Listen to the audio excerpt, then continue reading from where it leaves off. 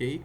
Vamos seguir. Uma outra característica aí desse contexto da nova ordem mundial foi o surgimento dessas organizações, desses organismos multilaterais internacionais. Entre eles eu quero destacar a poderosa ONU, né? Foi construída aí dentro desse cenário do fim da Segunda Guerra Mundial, substituindo a antiga Liga das Nações, que era muito mais restrita. E o principal objetivo dela, obviamente, era evitar que uma outra guerra acontecesse, né? Já que tivemos a Primeira Guerra, poucos anos depois a Segunda Guerra. Então, os países se reuniram de maneira multilateral e fundaram a ONU, que hoje é formada aí por mais de 180 países, é, evitando aí que uma possível problemas pudesse acontecer, possível guerra, possíveis problemas pudessem acontecer. Então, manter a ordem do mundo. Inclusive, quando falamos de paz mundial, muita gente acha que o papel da ONU é só evitar guerra. E isso é errado, gente. Por quê? A paz é alcançada, por exemplo, com menos fome, com menos pobreza, isso vai gerar menos conflitos, com menos mortalidade, uma série de coisas.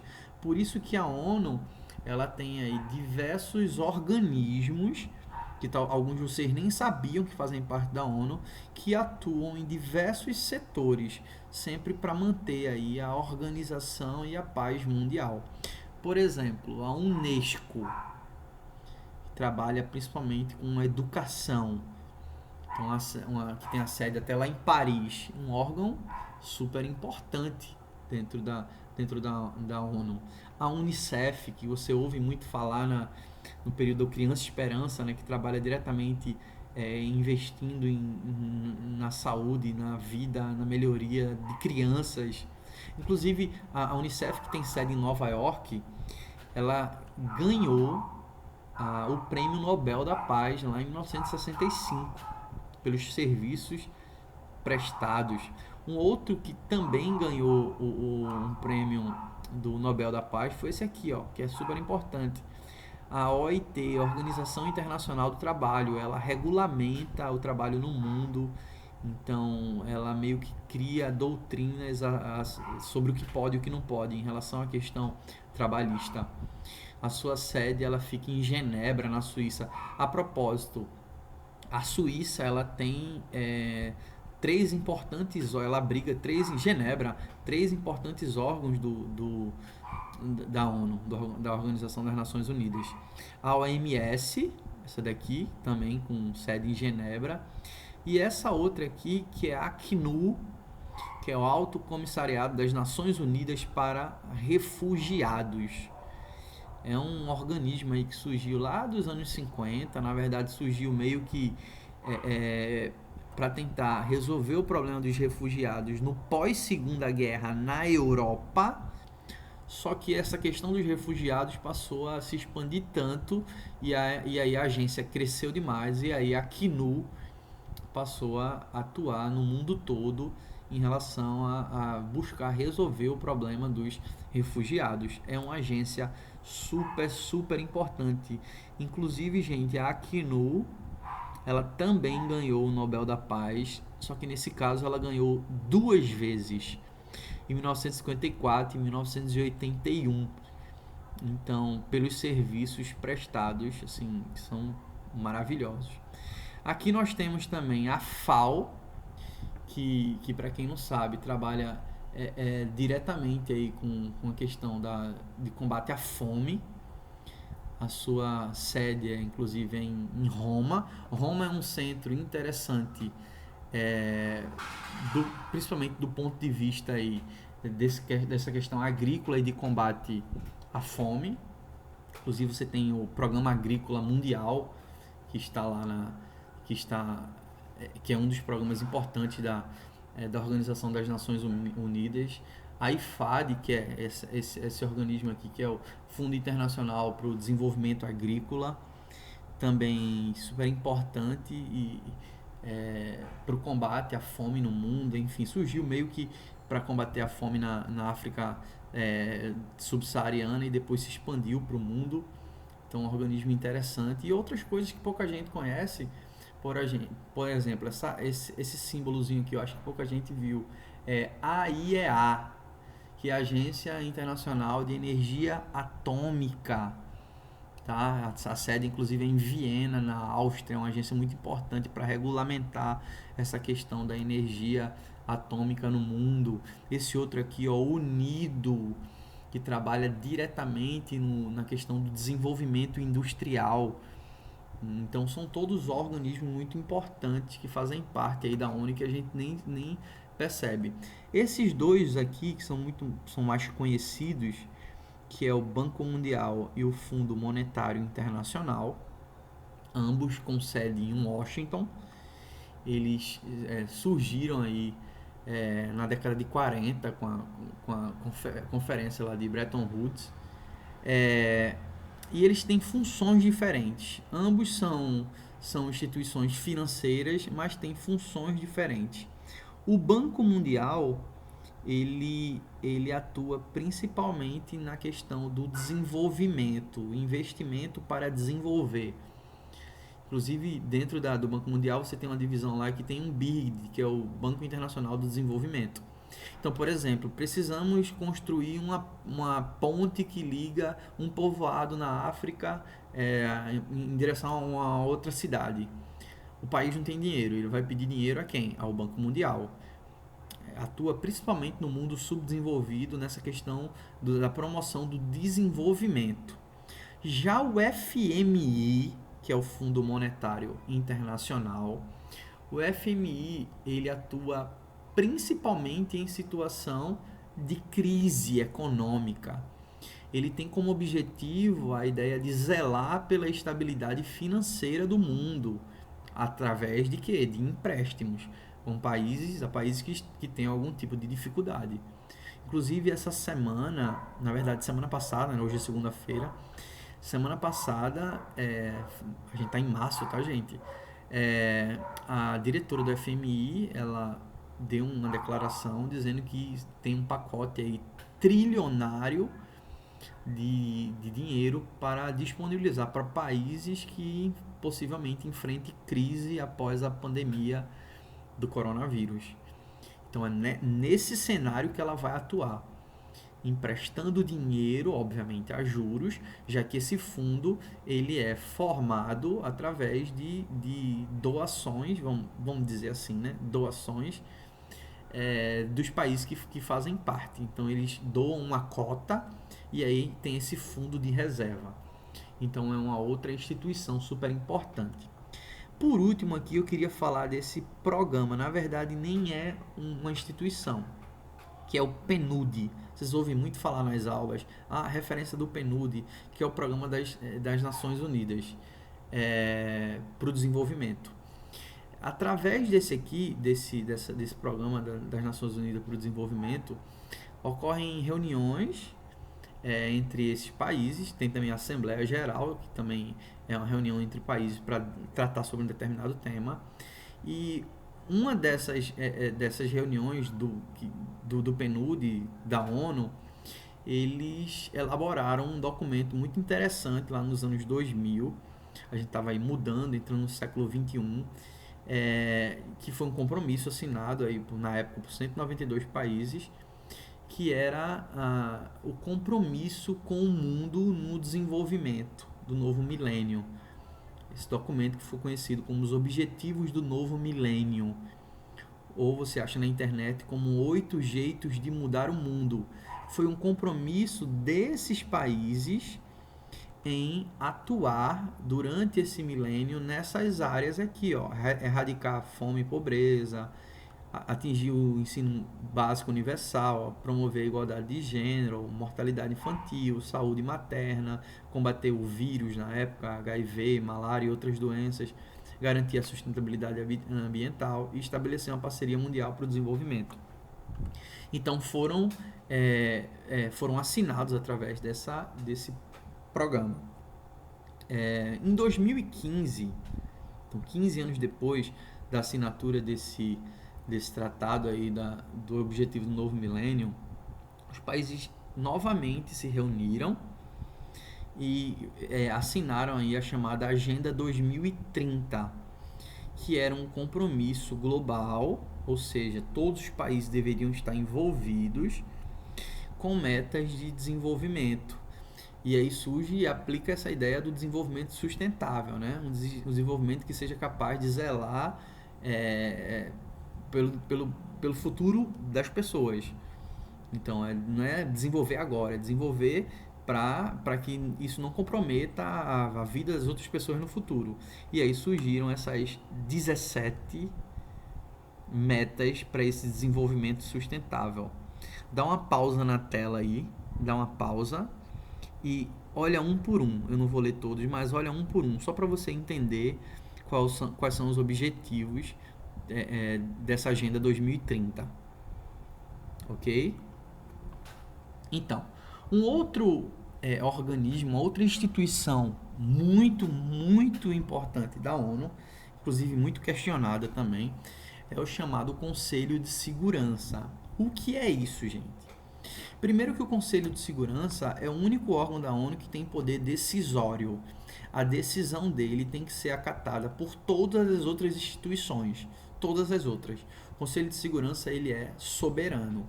A grande questão é que o Conselho de Segurança ele é formado ainda por um arranjo do final da Segunda Guerra Mundial. São 15 membros que integram o Conselho de Segurança, só que desses 15 membros, 5 são permanentes. O que é um membro permanente? É um membro que tem direito de votar durante as pautas do Conselho de Segurança, mas além de o direito de votar, ele tem o direito de vetar. Então, qualquer ação do Conselho de Segurança, ele tem que passar pelo voto positivo dos 5 membros. Perceba que são os 5 membros que estavam ligados com o fim da Segunda Guerra, vencedores: Estados Unidos, França, Reino Unido. A Rússia herdou a cadeira da União Soviética e a China, ela entrou meio que depois. Não era nem a China comunista que a gente conhece, era a China nacionalista, Taiwan, mas depois a China comunista reivindicou e acabou entrando.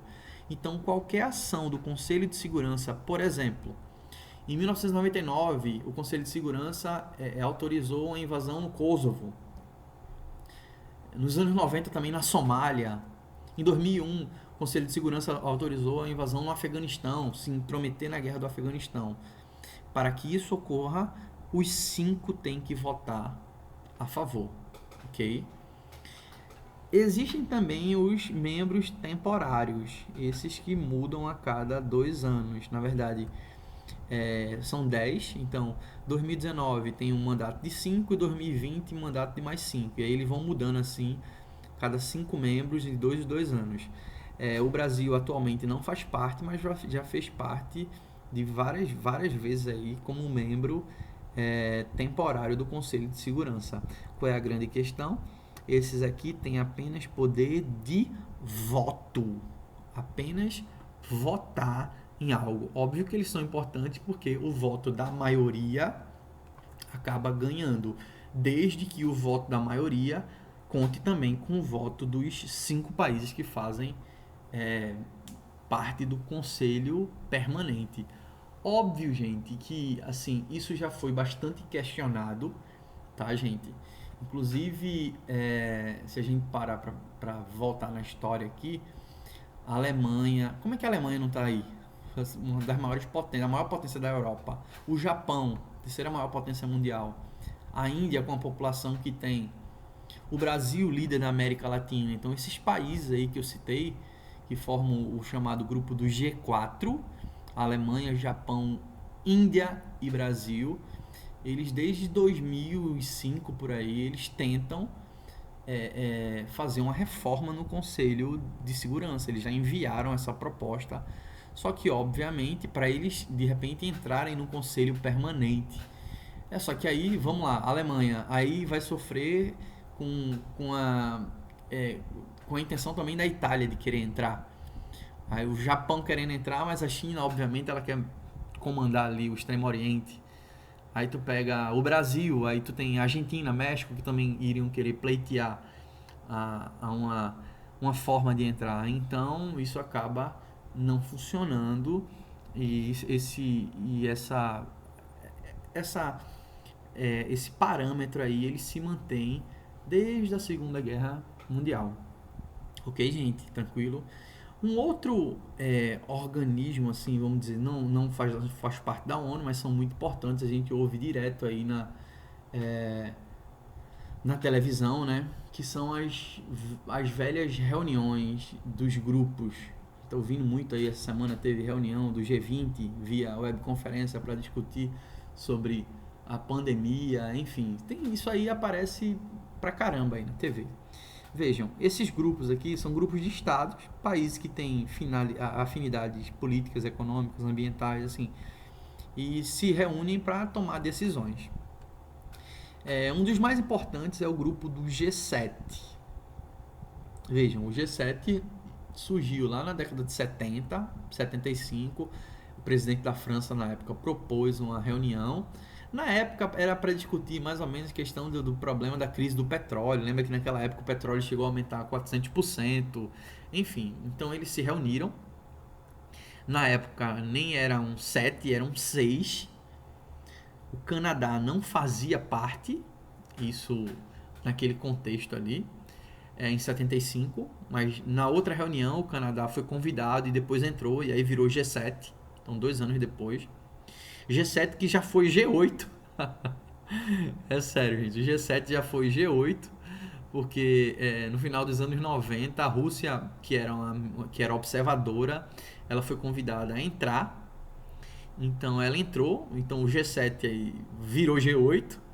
Só que lembram que em 2014 a Rússia se meteu com a confusão do caramba, que ela anexou a Crimeia, né, que é uma região que era da Ucrânia, e a ONU não aprovou isso e obviamente, como forma de retaliação, ela foi expulsa do grupo do G8 e aí o G8 virou G7 novamente. Hoje em dia, se a gente analisar, a coisa se tornou tão complexa que praticamente aí hoje o G20 ele se tornou algo mais importante.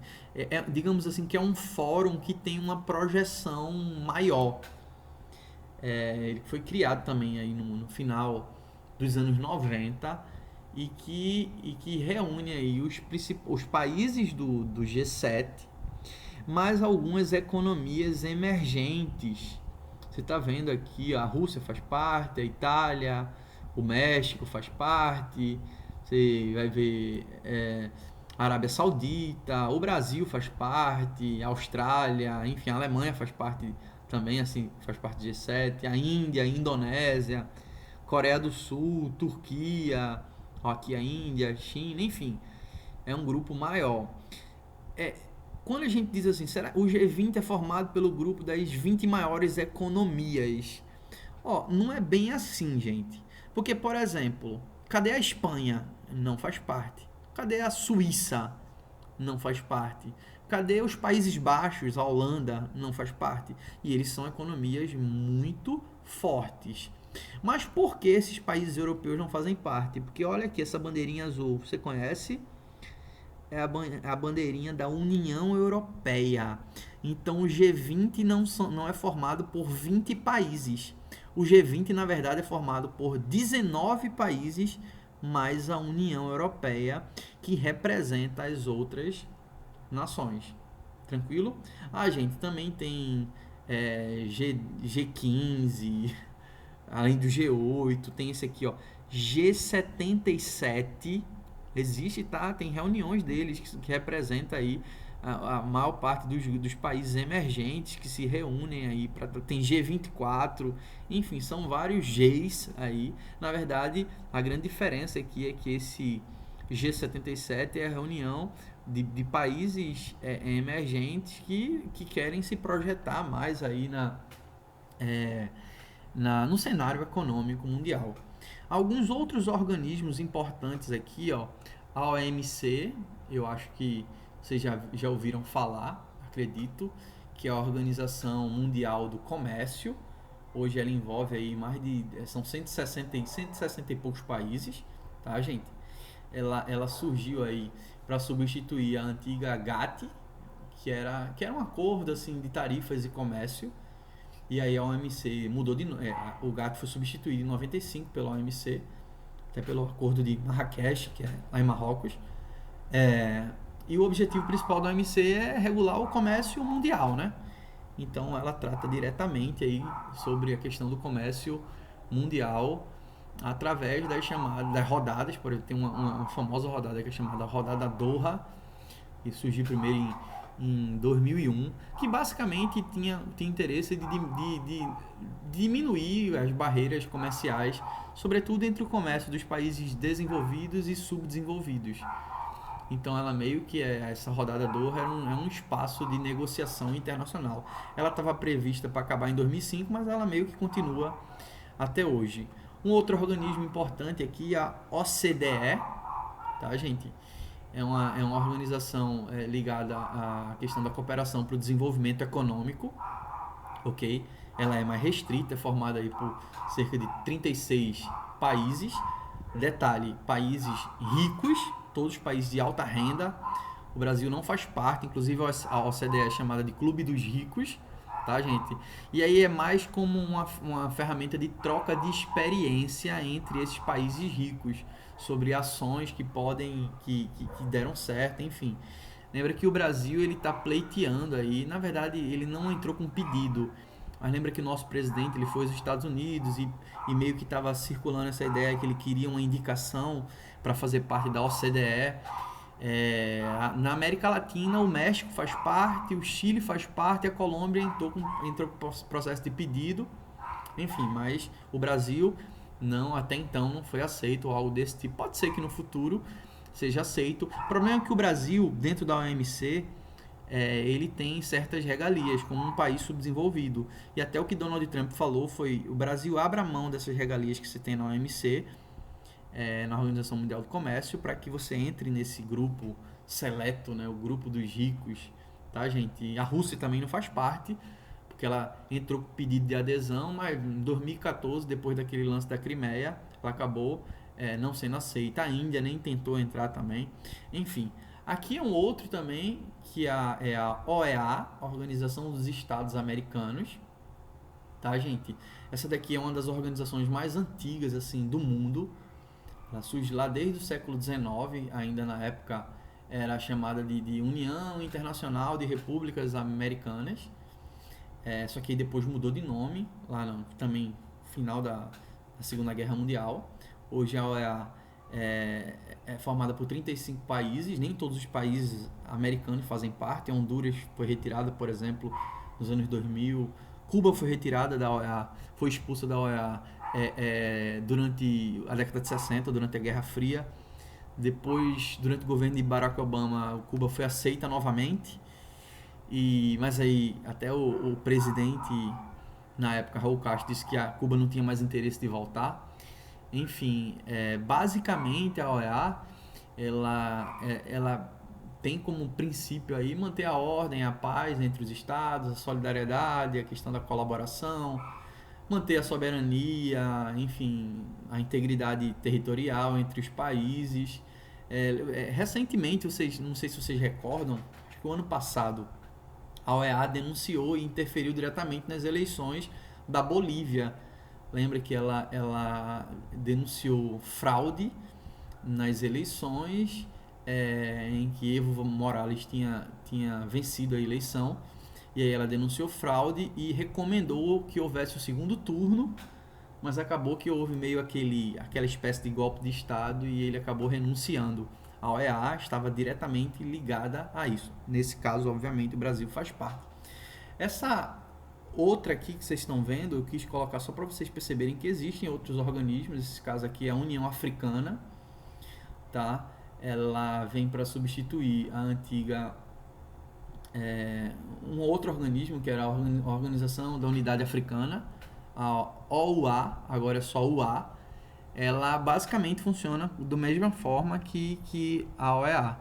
Ela também busca aí essa unidade e a solidariedade dentro dos países africanos, meio que voltado para esse processo de desenvolvimento, para que a África possa se inserir também nesse contexto do mercado internacional. E só para a gente finalizar aqui, já estamos em mais de 40 minutos de aula, eu falo pra caramba mesmo, até você poder acompanhar na sua apostila, tem alguns acrônimos, que eu acho que todos vocês conhecem. Esse aqui são os BRICS, grupo dos países emergentes, que lá no início dos anos 2000 eram vistos como os países que poderiam alcançar um grande desenvolvimento no século, no milênio, tá? Brasil, Rússia, Índia, China e África do Sul. A África do Sul, inclusive, entrou depois, era só BRIC, depois virou BRICS. Os civets. Civets é um mamíferozinho, um animal bem veloz. Eles correspondem aí a novas economias. Isso já foi no final da década. Então, que colocaram aí como sendo os países emergentes que poderiam alcançar aí um novo patamar. Então, tá vendo Colômbia, Indonésia, Vietnã, Egito, Turquia e, mais uma vez, África do Sul. São países importantes. O MINT, México, Indonésia, Nigéria, Turquia, também, mesmo princípio. Países que têm um desenvolvimento emergente, que tem um desenvolvimento acima da média, assim como aconteceu. Esses aqui, Civets e MINT, promessas. Esse aqui, realidade. Os tigres asiáticos são grupo daqueles países da Ásia, tá aqui Hong Kong, Singapura, Coreia do Sul e Taiwan, esses que se tornaram grandes potências do ponto de vista capitalista, né? Conseguem produzir para o mundo todo, esses realmente viraram realidade. Gente, isso não são blocos econômicos, tá? Não tem acordo formal. Assim, por exemplo, os BRICS disseram que queriam formalizar um banco para juntar dinheiro, enfim, algumas cooperações, mas isso não é um bloco econômico com acordo, com estatuto, com nada disso aí não, tá, gente? E esse último aqui é exatamente o oposto desses aqui, ó, que são os PIGs, porcos. Lembra que em 2008 a Europa passou por uma grave crise econômica e tal. Esses países, eles estavam altamente endividados, estavam à beira da falência, e aí começou a surgir aí esse acrônimo PIGs, porcos: Portugal, Irlanda, Itália, Grécia e Espanha. Espanha, porque está em inglês aqui, tá, gente? É exatamente o oposto. Enquanto ali nos anos 2000 o mundo financeiro e econômico esperava que esses países emergentes alcançassem um desenvolvimento bem amplo, os PIGs, países desenvolvidos e industrializados, estavam passando por um baita perrengue. Beleza, gente? Um grande abraço para todo mundo, tá? A gente daqui a pouco eu lanço a próxima aula. Deixa eu botar minha fotinha aqui para vocês me verem. Coração para todo mundo aí. Tira um print da tela e me marca lá dizendo que está assistindo a aula. Tá? Fiquem bem. Não perde não. Acho que amanhã eu já lanço a aula sobre globalização. Ok? Cheiro para todo mundo. Tô morrendo de saudade. Valeu. Foco no jaleco. Tchau.